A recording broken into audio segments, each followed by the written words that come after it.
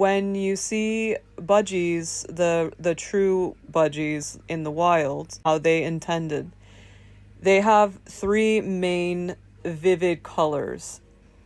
And those three colors are this soft or dark blue, bright green, and yellow or pale yellow. Those three main colors represent those three elements.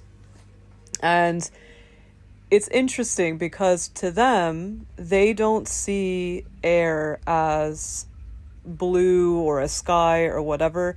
They see it as the light codes. The light codes are this citrusy, yellowy lemon color.